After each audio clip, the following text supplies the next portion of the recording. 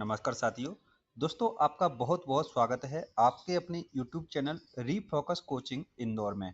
साथियों आज हम पढ़ने वाले हैं केमिस्ट्री रसायन विज्ञान के टॉप 30 क्वेश्चन। ये जो क्लास है दोस्तों आपकी MP TET, MP police, MP SI के लिए काफ़ी महत्वपूर्ण क्लास है दोस्तों। टॉप 30 क्वेश्चन आपके लिए लेकर आया हूं। आप हमें कमेंट बॉक्स में बताएं कि आपके 30 में से कितने क्वेश्चन सही हैं। सारे इंपोर्टेंट सिलेक्टेड और प्रीवियस ईयर क्वेश्चन है, तो आप एक बार क्लास को पूरी जरूर देखें। क्लास पसंद आए तो साथियों लाइक कर दो, सभी दोस्तों को शेयर कर दो। चैनल को सब्सक्राइब नहीं किया है तो सब्सक्राइब भी जरूर कर लें।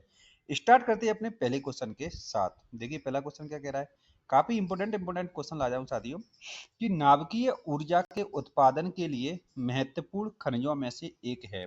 नाभिकीय ऊर्जा जो होती है उसके उत्पादन के लिए किस खनिज की आवश्यकता होती है, ये हमको बताना है। ऑप्शन ये हैं कोयला, मैग्नीज, अभ्रक या यूरेनियम। सही आंसर क्या है दोस्तों? अगर आपने चुना है ऑप्शन नंबर 4 यानी कि यूरेनियम, तो आपका सही आंसर हो जाएगा, क्योंकि नाभिकीय ऊर्जा के उत्पादन के लिए साथियों जो तत्व आवश्यक है वो है यूरेनियम। ठीक है, यूरेनियम यहाँ पे हमारा सही आंसर है। नेक्स्ट क्वेश्चन, निम्नलिखित में से कौन सा पानी में अघुलनशील है? क्वेश्चन अच्छे से पढ़ना साथ। यहाँ पे लिखा है घुलनशील नहीं दिया है, अघुलनशील। ठीक है, गलत मत करना। ऑप्शन ये है दूध, चीनी, नमक या चॉक पाउडर।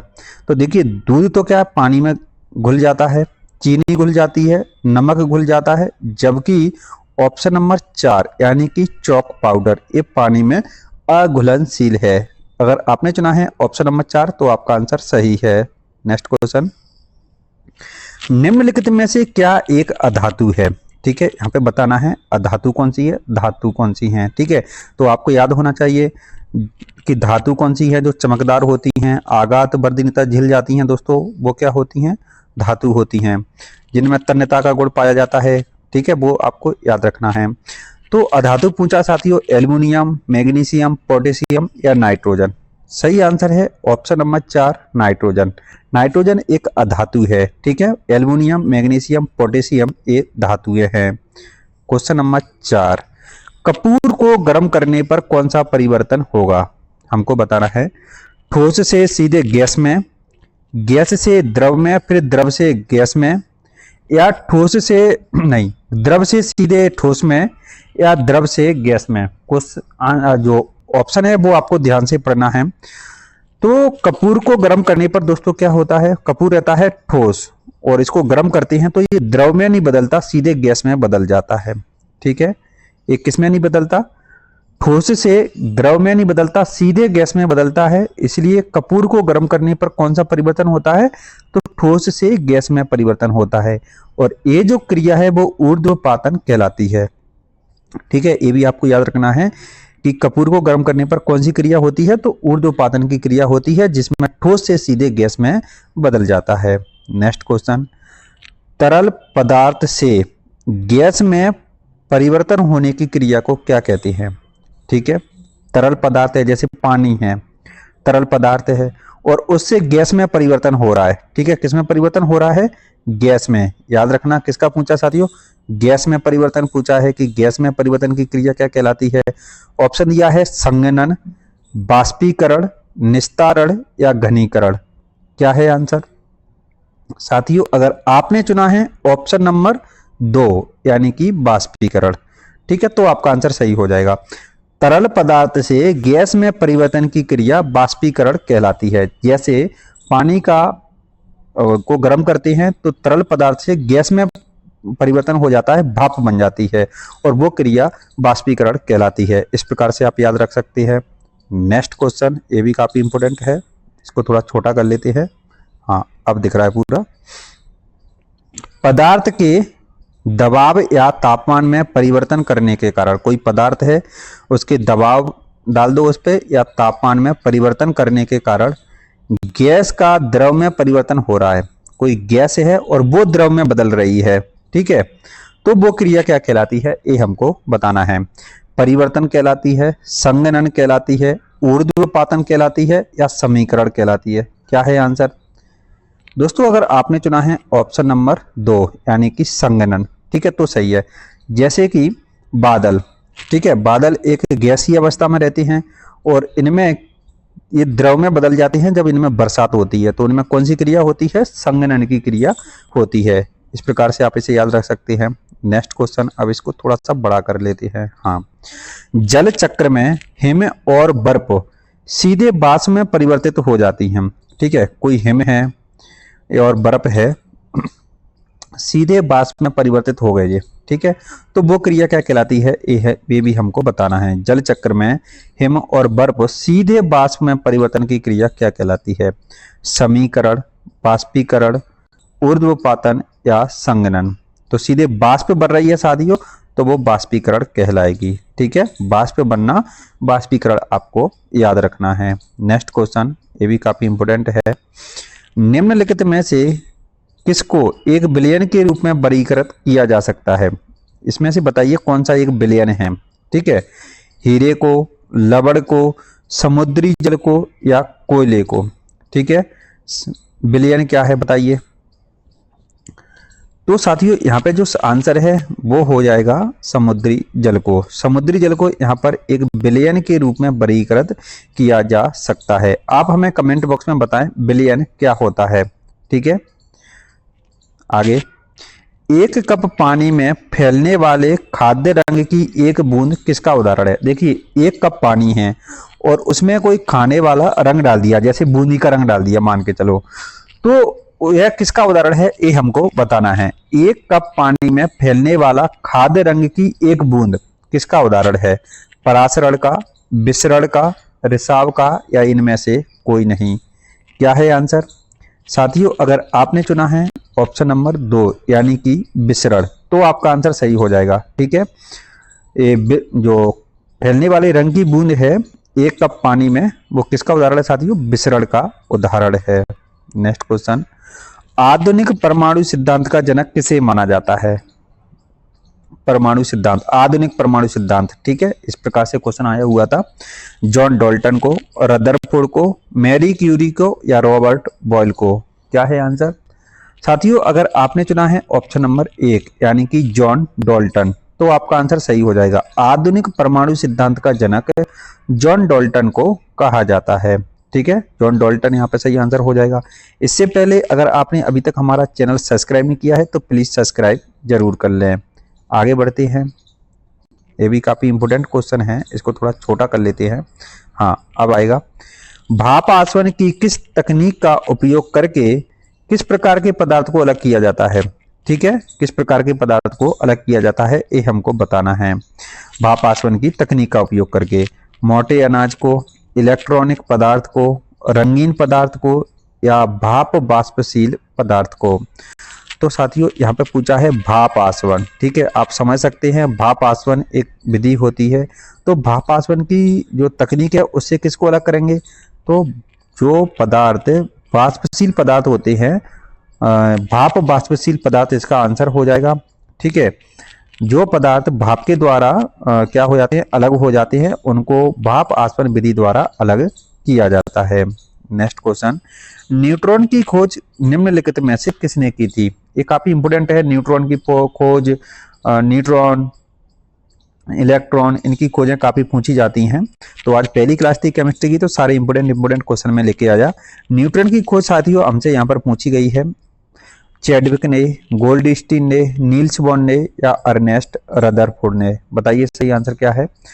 न्यूट्रॉन की यानी कि चैडविक। ठीक है, आपको इसकी ट्रिक भी याद होगी, ईंट पग नाच। ठीक है, तो नाच यानी कि न्यूट्रॉन की चैडविक हो जाएगी। तो न्यूट्रॉन की खोज किसने की थी? चैडविक ने की थी। आगे, इलेक्ट्रॉन की खोज किसने की थी? इलेक्ट्रॉन की खोज J Thomson, Goldstein, James Chadwick या रदरफोर्ड।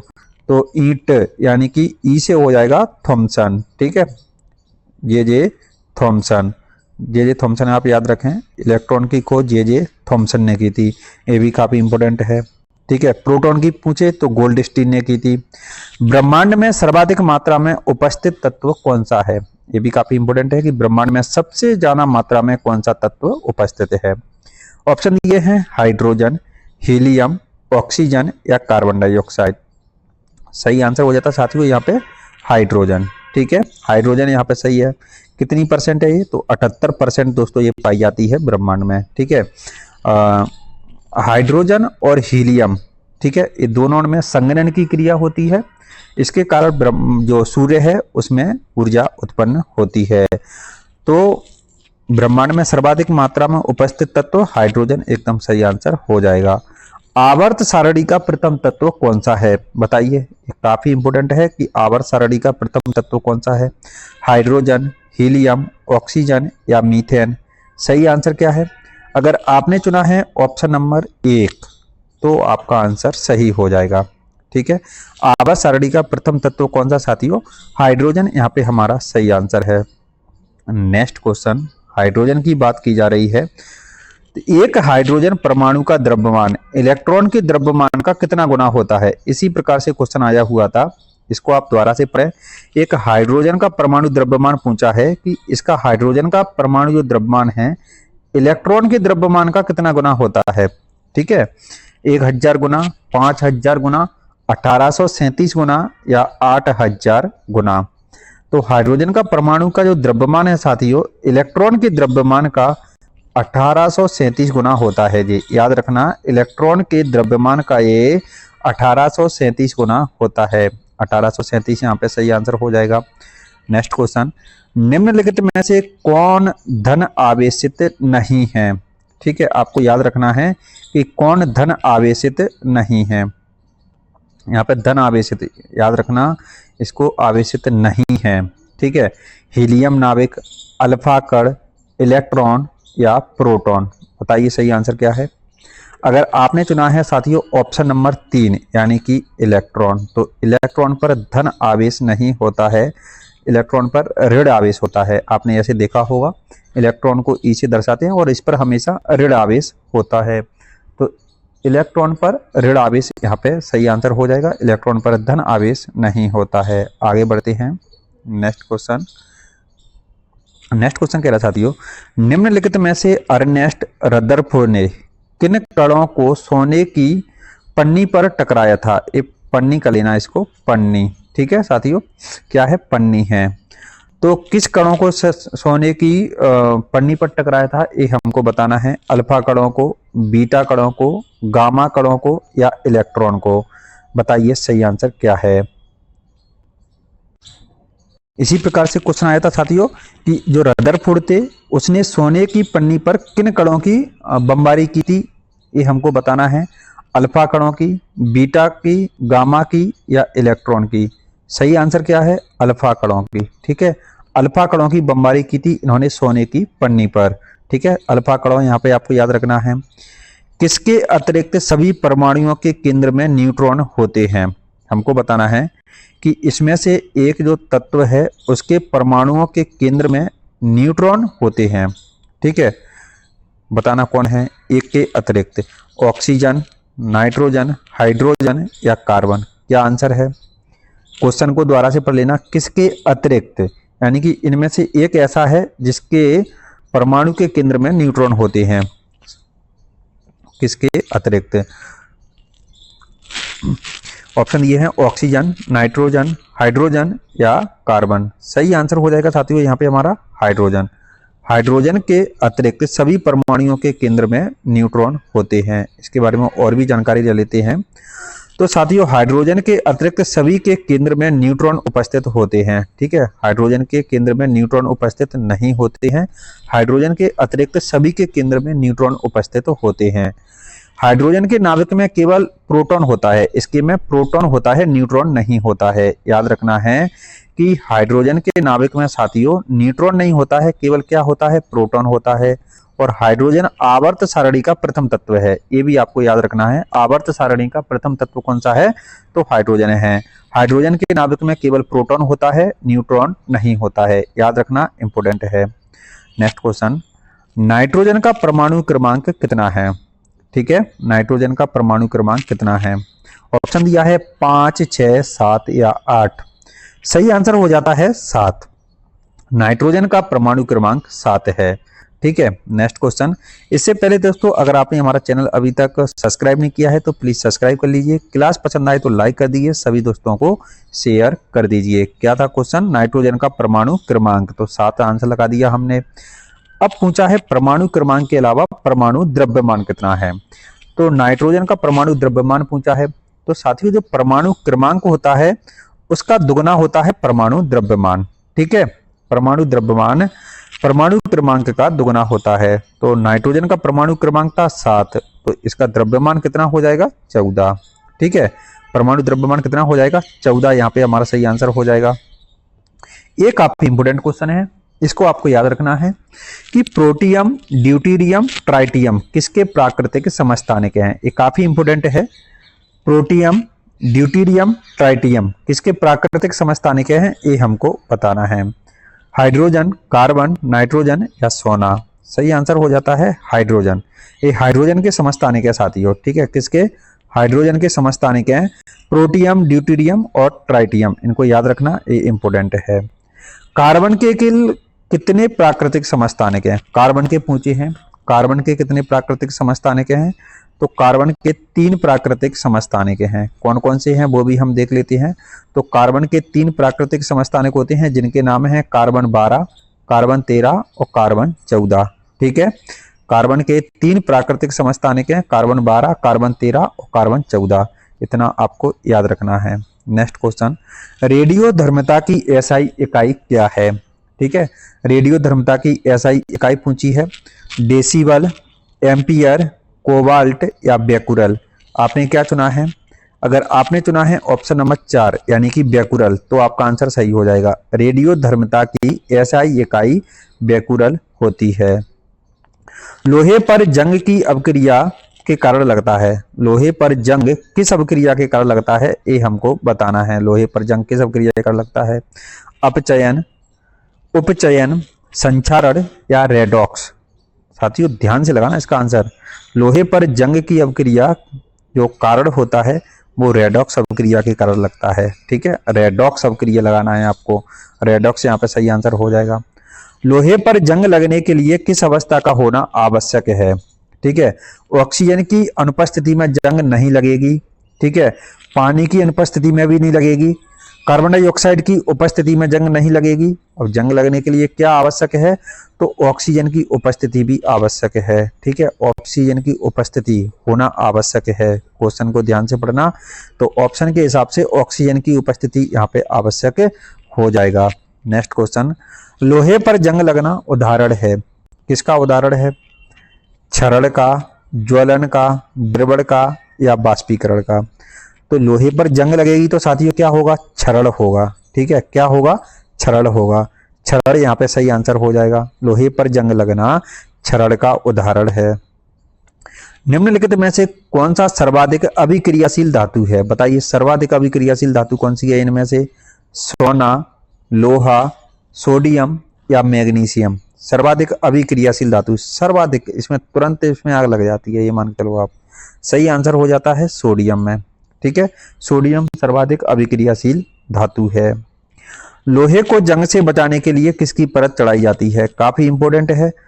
तो लोहे को जंग से बचाने के लिए साथियों ऑप्शन दिए हैं जस्ता, सोना, चांदी या तांबा। आपने चुना है ऑप्शन नंबर 1, तो आपका सही हो जाएगा, क्योंकि लोहे को जंग से बचाने के लिए जस्ते की परत चढ़ाई जाती है। नेक्स्ट क्वेश्चन, ये भी काफी इंपोर्टेंट है कि लोहे को जंग से बचाने के लिए उस पर जस्ते की परत चढ़ाई जाती है, सही बात है। लेकिन जस्ते की परत चढ़ाने की प्रक्रिया को क्या कहते हैं। ठीक है, ये भी क्वेश्चन आया हुआ था कि लोहे को जंग से बचाने के लिए उस पर जस्ते की परत चढ़ाने की प्रक्रिया को क्या कहते हैं। ऑप्शन दिए हैं समीकरण, गलवेनीकरण, हिमीकरण या निष्प्रभावीकरण। सही आंसर है साथियों गलवेनीकरण। ठीक है, यानी कि ऑप्शन नंबर 2, लोहे को जंग से बचाने के लिए उस पर जस्ते की परत चढ़ाई जाती है, यह क्रिया गलवेनीकरण कहलाती है। तो दोस्तों ये थे आज के टॉप 30 क्वेश्चन। ठीक है, टॉप 30 क्वेश्चन मैं आपके लिए लेकर के आया। आपके 30 में से कितने क्वेश्चन सही हैं कमेंट बॉक्स में जरूर बताएं। क्लास पसंद आई हो तो साथियों एक लाइक कर दो। ठीक है, आप चाहो तो क्लास को शेयर भी कर सकते हो। चैनल को सब्सक्राइब नहीं किया है तो प्लीज सब्सक्राइब जरूर कर लें, जिससे मैं ऐसे ही क्लास लेकर के आऊं तो उसका नोटिफिकेशन सबसे पहले आपके पास पहुंच जाए। मिलते हैं अगली क्लास में, जब तक के लिए जय।